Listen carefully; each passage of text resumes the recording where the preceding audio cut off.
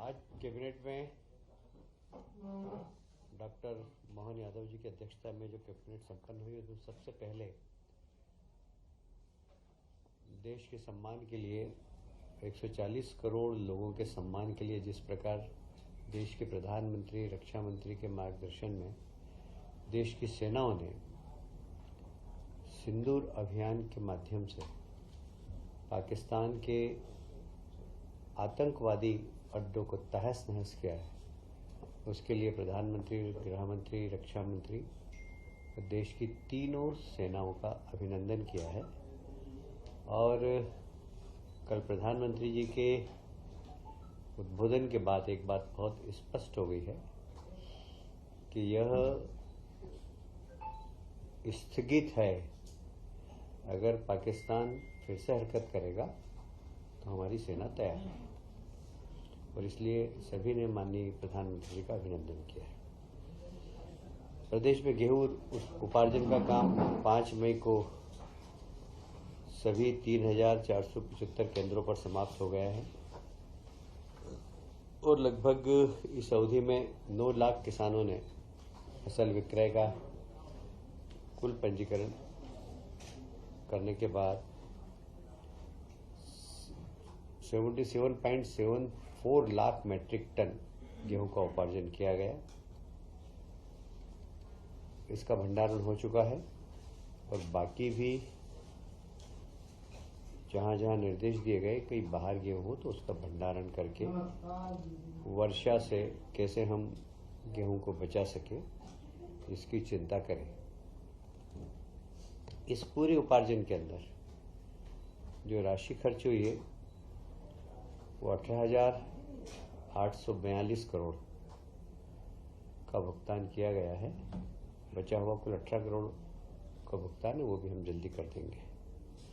अभी आपको मालूम ही होगा महाराष्ट्र के मुख्यमंत्री जी आए थे और मुख्यमंत्री जी ने ताप्ती बेसिन मेगा रिचार्ज परियोजना का तो उद्घाटन किया है, पर दोनों प्रदेशों की सांस्कृतिक विरासत को, जो प्रधानमंत्री जी हमेशा कहते हैं कि विकास के साथ विरासत को भी हमें संभालना है, तो दोनों माननीय मुख्यमंत्री जी ने बैठकर महाराष्ट्र और मध्य प्रदेश के जो ज्योतिर्लिंग है, महेश्वर, ओंकारेश्वर, गणेश्वर, भीमा शंकर, इन सब का एक सर्किट बनाया है और वह एक धार्मिक सर्किट जो कि इन सभी ज्योतिर्लिंगों पर लोग एक साथ जा सकें, इस प्रकार की योजना बनाने का निर्णय लिया है। साथ ही महाराष्ट्र में के साथ रोजगार, व्यापार, सांस्कृतिक संबंध और ऐतिहासिक दस्तावेज को एकत्रित करना। महाराष्ट्र में भी कृष्ण पाठशाला, मध्य प्रदेश में हम लोग भगवान कृष्ण ने जहां जहां अपनी लीला की है उस सभी स्थानों को हम डेवलप कर रहे हैं। जैसे महाराष्ट्र में भी वे सब स्थान जहां पर कि भगवान कृष्ण ने अपनी लीला के माध्यम से उस समय में असुरों के खिलाफ एक अच्छी अपनी संघर्ष की प्रवृत्ति समाज के अंदर जागृत की थी, उन सब स्थानों को एक बार फिर से महाराष्ट्र भी डेवलप करेगा। जैसे भगवान दत्तात्रेय, नाथ परंपरा, भ्रथरी, इनका संबंध मालवा निमाड़ से भी है, ऐसे नाथ परंपरा का महाराष्ट्र, हिमाचल प्रदेश, मध्य प्रदेश, इनसे बड़ा संबंध रहा है। तो इन सब को डेवलप करना, लोक माता अहिल्याबाई का जन्म महाराष्ट्र का ही है, उनके स्थान को भी डेवलप करना। और मुझे कहते हुए बहुत प्रसन्नता है कि जिस प्रकार हमने इंदौर में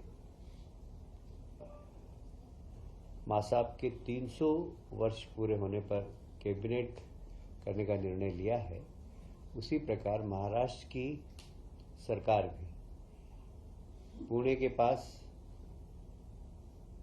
माँ अहिल्याबाई का जन्म स्थान है, वहाँ कैबिनेट करेंगे। तो एक अच्छा माँ अहिल्या के प्रति ट्रिब्यूट है महाराष्ट्र सरकार का भी।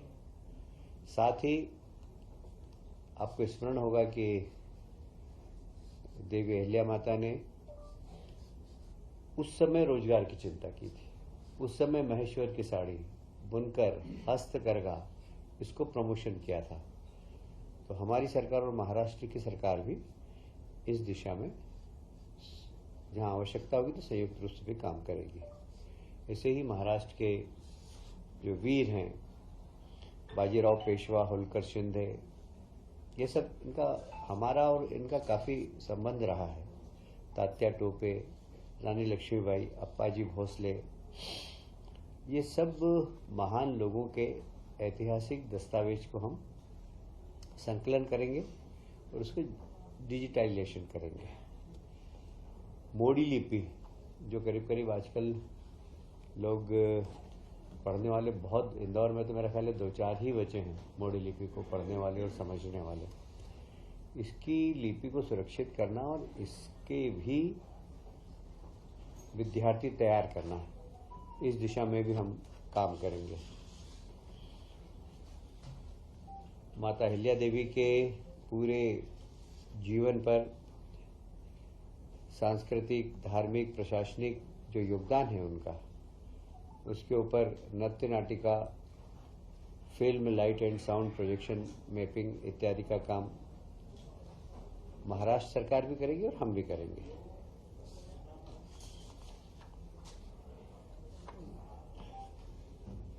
सोलह मई को इंदौर में रीजनल ग्रोथ कॉन्क्लेव तथा मैनमेड टेक्निकल टेक्सटाइल एक्सपो का आयोजन है। आप सभी जानते हैं हमारे प्रदेश के मुख्यमंत्री माननीय यशस्वी प्रधानमंत्री जी के निर्देश पर कैसे हम रोजगार के नए अवसर सृजन कर सकें, इस दिशा में सरकार पहले दिन से ही कार्यरत है। मैं उसको दोहराऊंगा नहीं कि मध्य प्रदेश में जितने भी इन्वेस्टर मीट हुई है, GIS हुई है, उसके बाद से भी लगातार यह काम चालू है। अभी उसके बाद भोपाल की GIS के बाद इंदौर में भी IT कॉन्क्लेव हुई थी और उसमें भी निवेश करने के लिए हमने लोगों को प्रोत्साहित किया है। अब 16 मई को इंदौर में एक regional growth conclave Marriott hotel में होगी, जिसमें मैनमेड टेक्सटाइल के क्षेत्र में काम करने वाले, क्योंकि टेक्सटाइल एक ऐसा क्षेत्र है जहाँ रोजगार की सर्वाधिक संभावना रहती है और वो भी ऐसे लोगों को रोजगार मिलता है जो अशिक्षित हैं, 12th पास हैं, 10th पास हैं। उनको थोड़ा सा उनका स्किल डेवलपमेंट करके इस क्षेत्र में रोजगार के बहुत अवसर मिलते हैं। इसका नाम क्या है? जी, इसका नाम क्या है? Regional growth conclave. 14 मई को बेंगलोर में एक रोड शो है। वहीं पर भारत अर्थ मूवर्स लिमिटेड परियोजना, ये भारत सरकार का एक संस्थान है। इसको भूमि आवंटन का भी काम किया जाएगा। इस योजना के माध्यम से यह भारत अर्थ मूवर्स लगभग 1800 करोड़ का निवेश करेगा। यहाँ यह स्थान होगा इसका गोहरगंज रायसेन BEML द्वारा। यह हाई स्पीड रेल के, मेट्रो ट्रेन के कोचेस बनेंगे और ये मुझे याद आ रहा है ये काफ़ी दिनों से पेंडिंग था। अभी इसको जमीन आवंटन भी हो चुकी है और इन लोगों ने भी सारी, क्योंकि भारत सरकार का प्रोजेक्ट है ये जल्दी ही प्रारंभ होकर वहाँ के स्थानीय लोगों को रोजगार देने का काम करेगा।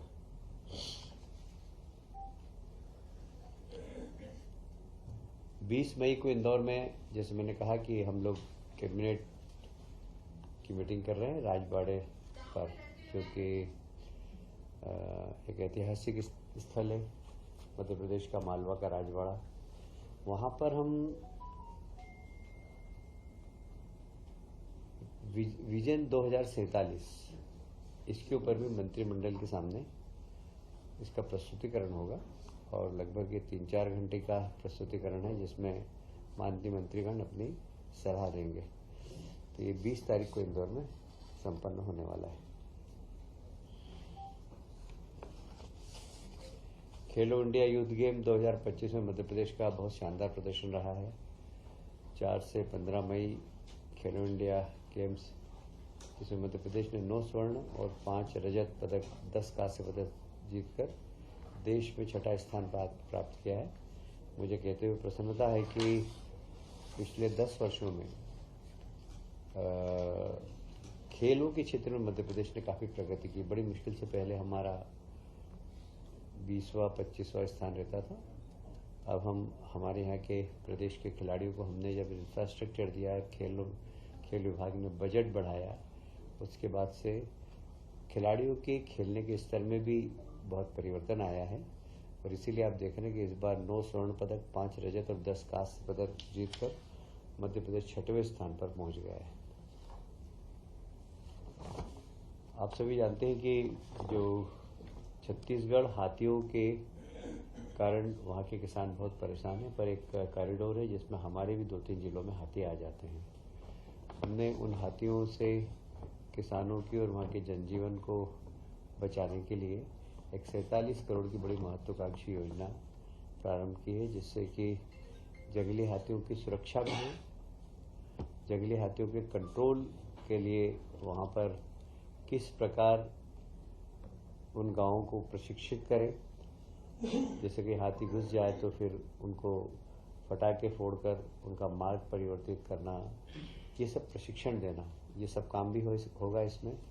हमारा EI सर्विलेंस भी वहाँ पर होगा। हाथी जब आएंगे तो हम पहले से हमें पता लग जाए, उसका एक कंट्रोल रूम होगा जिसमें कि हम उनको रेस्क्यू करके, जैसे हमें जानकारी मिलेगी हम उनको रेस्क्यू करके और एक यथास्थान जंगल में वापस पहुंचा सकें। आप सभी जानते हैं कि जब हाथी बड़ा उग्र हो जाता है तो मानव जाति के लिए बहुत खतरा हो जाता है।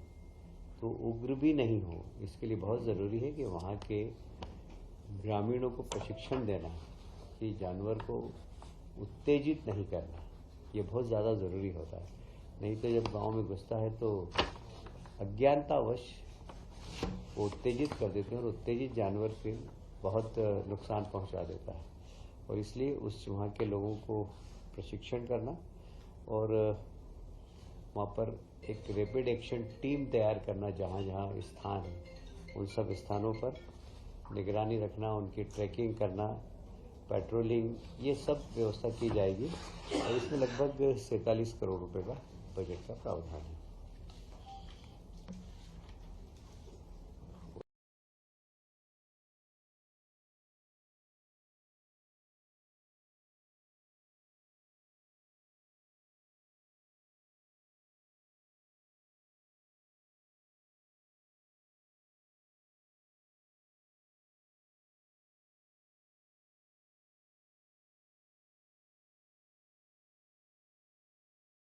देखिए, मुझे लगता है कि गेहूं खरीदी से किसान काफ़ी संतुष्ट है इस बार। उसका कारण है कि बाजार रेट में और हम जब खरीद रहे उस रेट में बहुत ज़्यादा अंतर नहीं है। अब गेहूं का रेट बढ़ गया है बल्कि बाजार में, इसलिए किसानों को बहुत ज़्यादा सरकार को बेचने में रुचि अब कम रह गई है। इसलिए मेरी जानकारी के अनुसार मेरे क्षेत्र के अंदर जहाँ जहाँ का प्रभारी हूँ वहाँ तो कोई शिकायत नहीं है। पर अगर ऐसी कोई शिकायत होगी तो हम उसके ऊपर भले विचार करेंगे, पर हमारे पास ऐसी कोई शिकायत नहीं है।